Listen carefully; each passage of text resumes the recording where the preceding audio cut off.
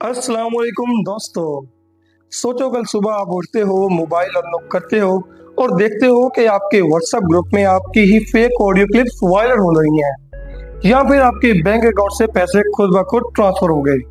शौक हो गए हो ना। ये सब मुमकिन है आर्टिफिशियल इंटेलिजेंस और साइबर अटैक की वजह से। आज हम एक्सप्लोर करेंगे एक डेंजरस और जरूरी topic, cyber security in the age of AI. सवाल ये है कि क्या हम पाकिस्तान में वाकई डिजिटल दुनिया में सेफ हैं या हम एक डिजिटल जंगल में जी रहे हैं जहां हर कोने में एक हैकर छुपा हुआ है। दोस्तों, पाकिस्तान में साइबर सिक्योरिटी अवेयरनेस अभी बहुत कम है। मेजॉरिटी लोगों को लगता है कि स्ट्रॉन्ग पासवर्ड बनाना ही सिक्योरिटी है, लेकिन असल में हैकर्स और एआई टूल्स आजकल आपके पासवर्ड को सेकंड में क्रैक कर लेते हैं। एआई ने हैकिंग इतना आसान कर दिया है कि पहले जो अटैक महीनों में होते थे अब मिनट्स में होते हैं। और प्रॉब्लम ये है कि आप पाकिस्तान को इस बारे में बेसिक नॉलेज भी नहीं, इसलिए साइबर क्राइम केसेस बढ़ रहे हैं। बैंक फ्रॉड्स, फेक अकाउंट्स और हत्या के डीप फेक ब्लैकमेलिंग। आजकल हैकर्स एआई यूज कर रहे हैं पासवर्ड गेस करने के लिए, फेक ईमेल्स लिखने के लिए, इवन आपकी आवाज क्लोन करने के लिए, स्कैम्स करने के लिए। इमेजिन करो एक कॉल आती है जिसमें आपके फ्रेंड की आवाज है और वो कहता है कि इमरजेंसी है, पैसे भेजो। आप ट्रस्ट करके भेज देते हो, लेकिन असल में वो एक एआई पावर्ड आवाज होती है। ये स्कैम ऑलरेडी पाकिस्तान में रिपोर्ट हो रहा है। मतलब हैकर्स को टेक्निकल जीनियस होने की जरूरत नहीं, एक एआई टूल ओपन करने और आपका डाटा उनके हाथ में। पाकिस्तान में सबसे ज्यादा जो साइबर स्कैम थ्रेट सामने आ रही हैं वो तीन हैं। बैंकिंग फ्रॉड्स, फेक एसएमएस और फिशिंग लिंक्स जो आपको लगता है कि आपके बैंक से आए हैं। Social media hacking, fake login pages और मेलवेयर से अकाउंट चुरा लिए जाते हैं। तीसरा जो आता है वो डीप फेक ब्लैकमेलिंग। एआई से फेक वीडियोस बनाकर लोगों को थ्रेटन किया जाता है पैसे देने के लिए कि हम आपकी ये जो वीडियोस हैं इनको वायरल कर देंगे, क्योंकि वो इतनी रियल होती हैं कि लोगों को लगता है कि वो बिल्कुल रियल है और फेक बिल्कुल भी नहीं। अब प्रॉब्लम ये है कि बहुत से लोग इस सब को मजाक समझते हैं जब तक वो खुद विक्टिम ना बन जाए, और जब विक्टिम बनते हैं तो कंप्लेन करते हैं तो प्रॉपर सिस्टम भी मिसिंग होता है। मतलब पाकिस्तान में साइबर सिक्योरिटी एक सीरियस नेशनल सिक्योरिटी इशू बन रहा है। लेकिन दोस्तों, सब कुछ डार्क नहीं है। जैसे एआई हैकिंग में यूज हो रहा है वैसे ही एआई सिक्योरिटी में भी हेल्प कर रहा है। एआई बेस्ड फर्मवेयर्स और डिटेक्शन सिस्टम ऐसे टूल्स डेवलप कर रहे हैं जो हैकर के अटैक होने से पहले ही उसको ब्लॉक कर देते हैं। मतलब अगर एक Pakistani company AI security adopt कर ले तो वो अपने डाटा सिक्योर कर सकती है।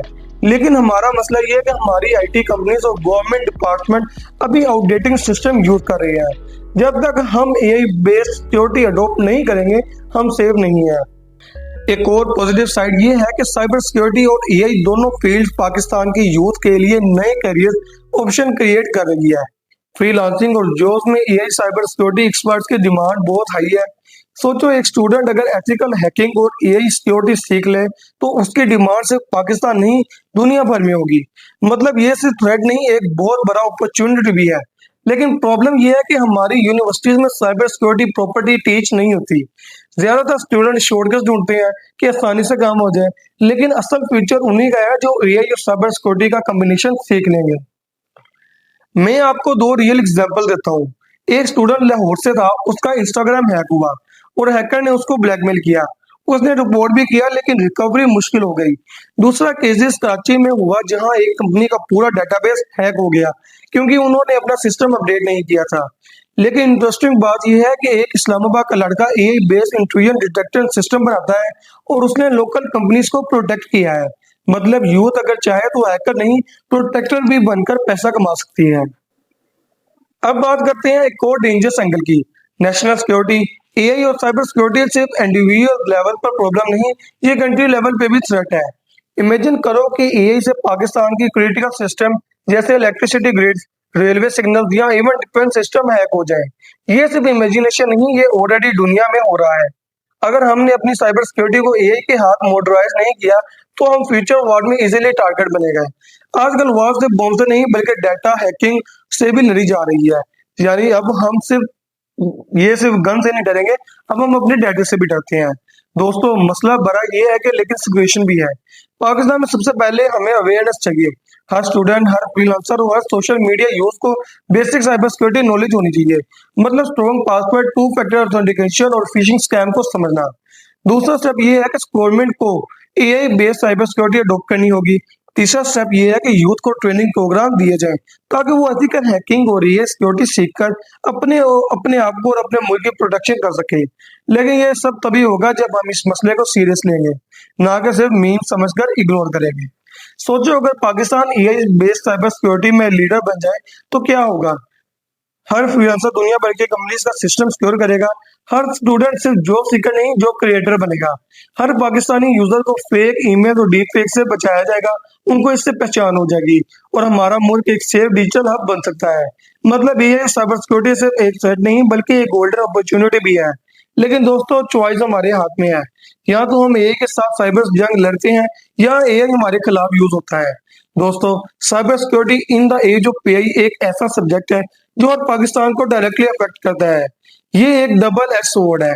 एक तरफ हैकर्स और स्कैम, दूसरी तरफ मोटर प्रोटेक्शन और नेगेटर्स। ये हम पे डिपेंड करता है कि हम एआई और टेक्नोलॉजी को अपना दोस्त बनाते हैं या फिर अपना दुश्मन। आपको क्या लगता है, पाकिस्तान में लोग इस चैलेंज को सीरियस ले रहे हैं या अभी भी हमसे सो रहे हैं? अपनी राय कमेंट में जरूर शेयर करें। और हाँ, अगर वीडियो पसंद आई हो तो वीडियो को लाइक करें, शेयर करें और चैनल को सब्सक्राइब करना ना भूलें, क्योंकि अगले एपिसोड में हम और भी ज्यादा शॉकिंग टैक्स रिलेटेड डिस्कस करेंगे। मिलते हैं नेक्स्ट वीडियो में, तब तक के लिए अल्लाह हाफिज।